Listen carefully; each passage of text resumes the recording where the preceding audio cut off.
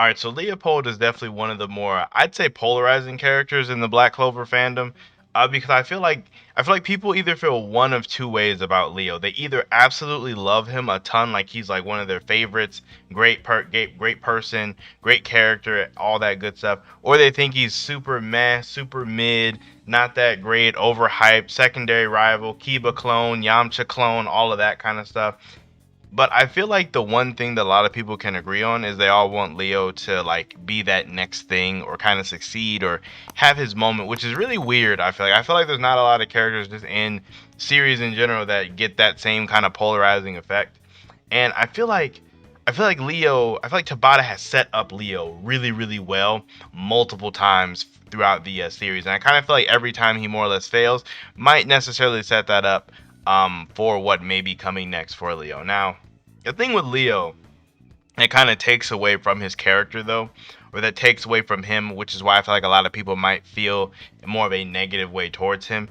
It's like if you look at Leo's intro, like when Leo like first came into the story, like when we're at the when they were being awarded stars and like Asta was being like attacked by all of the nobles, and Leo stepped in and it was like, okay, this guy's like he's a royal, but he's not that bad. Like we already have Mimosa who's a royal and Noel who's a royal who were cool with Asta, but like this dude Leo, he was like, okay, he likes Asta.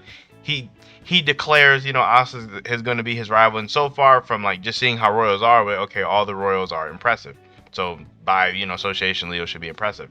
And in the in the zombie invasion at the capital, Leo was impressive. I would argue Leo was really impressive there. I mean, granted, he's not doing anything crazy, but that was super early in the story.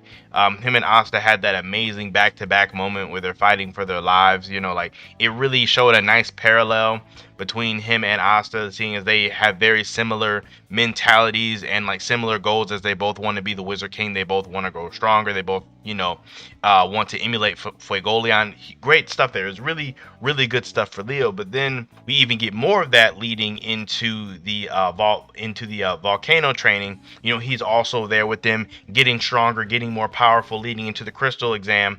And this is kind of where we see like the fruits of everyone's labor, or the fruits of everyone's labor, who had worked so hard, like the side characters we really attached to, or just characters in general. We get to see the results of Asta's training Black Form, the results of Yuno's training Spirit Dive, Noelle with better mastery over her Sea Dragon's Roar. We got to see Finro step up.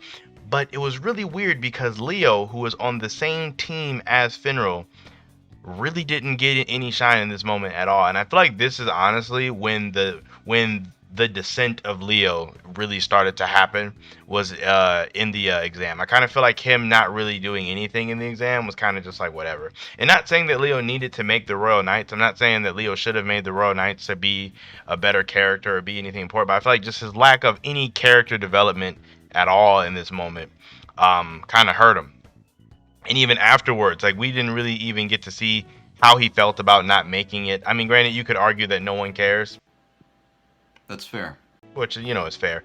But if you're talking about strictly from a development standpoint, it would have been nice to see how he felt about that. And then leading into the Elf arc, we get all the face ups, or not face ups. That doesn't make any sense. All the matchups against the elves, and I've argued with a lot of people about this, but in my opinion, outside of Yami, like if we're talking about like elf fights, I feel like Leo had like the third hardest elf fight with like Charlotte, or with like Elf Charlotte or like Elf Langris, whichever one you want to rank higher, go for it. And then the other one right after that. But right after that, I got Randall.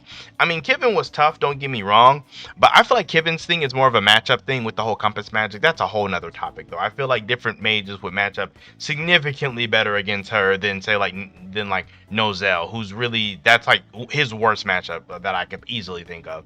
But I really think Randall was like third strongest elf that we got to see on screen fight in that invasion, like at least like that we seen in the story. And Leo and the Crimson Lions were against him, and he didn't win or anything, and he didn't really do all that well, but he did show some impressive feats in that. And it kind of sucked because right when you think that something amazing is about to happen for Leo, Fuegolion wakes up, Leo falls down or something, like falls over. Like I don't even know what happened to him. He just fell. He got exhausted and fell over. Shit! And then the moment goes to Fuegolion, and then we just don't see him anymore. And it was one of the things where like that right there could have been something. Like we really got, I don't want to say we got robbed, but we got robbed. Like we really got robbed of a primo Leo moment. Or at least Leo could have awakened his spell and it just didn't work. Like they could have gave him something. And then all this stuff, all this builds up for in the future, right?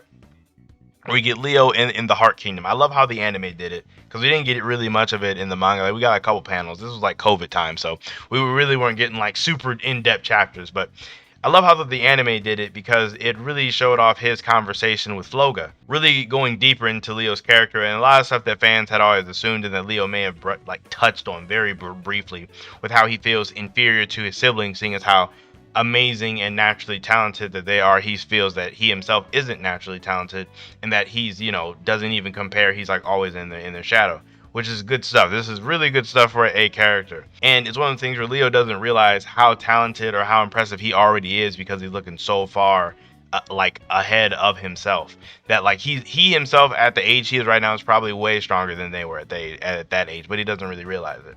And this is, like I was just saying, good stuff for his character. And in his fight with Sevior, I don't know how you say his name. It's kind of weird actually.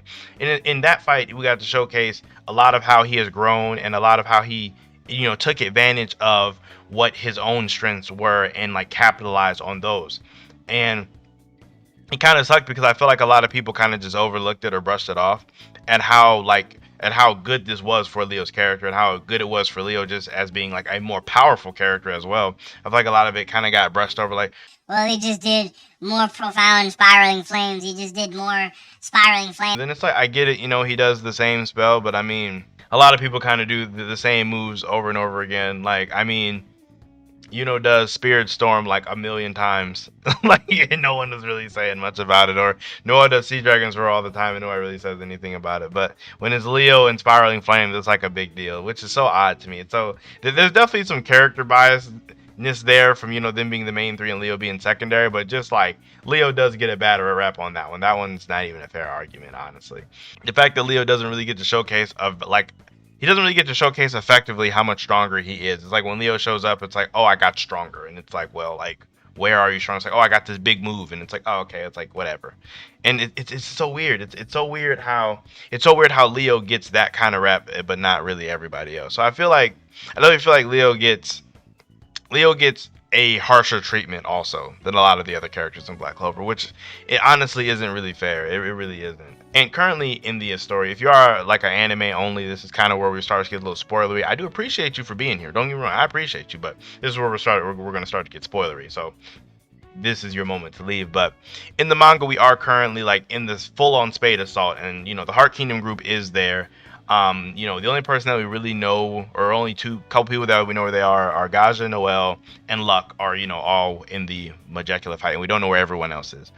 So this gives Leo an opportunity. I feel like Leo definitely has an opportunity to show up and do something amazing. Now we do know that Fuegoleon is outside, fighting hordes of demons or devils, and we do know that Vermillion is outside fighting the giant ancient demon, and Leo is also outside. So honestly, it would be really hype if we could get like that next devil come out and we could get a full on like Vermillion fight against that devil. That would be like super hype because it would be so far removed from the main group, and we could just really get lots of side character development. We could potentially get something crazy new for Leo's ultimate magic or whatever that could potentially be it a new giant spell or a new transformation, or even just show off how Leo can actually fight more effectively, because in his fight against Sevior, he didn't really get to fight. Like, it was more like a indoor setup and then like expose him. Like, he didn't really get a true fight, similar to how Luck was able to get a real fight against Savek and against somebody that's willing to like trade blows, which is more like in line of what Leo kind of does. So they could get that kind of fight. That would be amazing. Honestly, I don't really know who else they could do, because it's we're getting to the point where if Leo doesn't have his moment soon, it probably will be a little bit too late for his character. Honestly, like it'll be too little too late. Like, the moment will be nice and it'll be all right, but like all the damage to his character, I feel like will have already been done. And it sucks because, like I said earlier at the beginning of this video, Leo has a really solid base and a really good stuff to work with when his character will inevitably pass Fuegoleon and Vermillion. So I really do hope that we do get some type of really dope Vermillion fight that can show him surpassing them in that fight, or at least catching up to them in that fight, or at least making them both acknowledge him in some way, shape, or form in that fight. Just at least something. Give us, as long as we get something, I'll be okay. But I'm curious to know you guys' thoughts on Leopold down below in the comments. Are you one of those people that are a big fan of Leo? Are you like, Leo's kind of mid, I don't really care what happens to him either way? I'm really curious, because I honestly really do feel like most of the fandom wants to see Leo like succeed. So I just kind of want to know like where you guys stand on that. But aside from that, make sure you guys like the video. If you enjoyed it, make sure you guys subscribe to the channel for more content. We're fresh off of the challenge, so the content is rolling out. I'm feeling extremely creative as of recently, so we're just gonna keep it going. Other than that, you guys enjoy the rest of your day. Stay hydrated. That's always important. And other than that, I have nothing else for you guys. So I'll see you all in my next video.